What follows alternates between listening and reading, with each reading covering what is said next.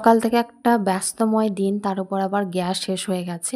এখন আমি রান্না-বান্না কিছু করতে পারব না। ওই তো সকাল মামামের খাবার চাপিয়েছিলাম, তখন অবধি ঠিক ছিল। তারপরে বাস গ্যাস শেষ হয়ে গেছিলো। আর এইদিকে দেখো সকালবেলা আমি এখানে চা করে নিয়েছি।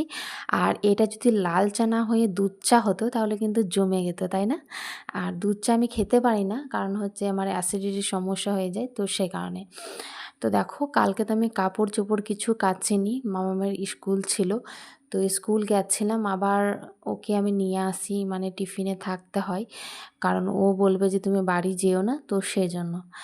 আর দেখো কালকে যে কাপড়গুলো জমেছিল ওই কাপড়গুলো মিলে আর আজকের কয়েকটা কাপড় আছে, তো সেই কাপড়গুলো সব মিলে কেচে দেবো ভাবছি। আর এখন রোদও করে আছে, তো চলো এই গামলাগুলোতে আমি ডুবিয়ে নিই সব কাপড়গুলো।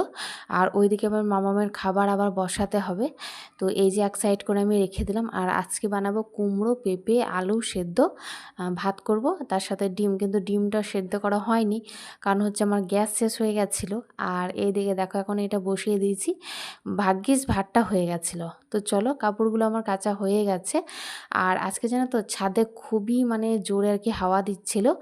আর দেখো আমি কাপড়গুলো মিলিয়ে দিয়েছি, আর কাপড়গুলো না মানে নিচে যখন আমি ওই পাঁচিরে দিয়েছিলাম নিচে পড়ে যাচ্ছিলো। তারপর এদের স্নান করে আমি আগে মামাকে খাইয়ে দিয়েছিলাম, খাওয়ানোর পর তারপর পুজো করেছিলাম। আর যেহেতু এই যে গ্যাস ছিল না, 12টার সময় দিয়ে গেছিলো, সেই জন্য বিরিয়ানি খেয়েছি।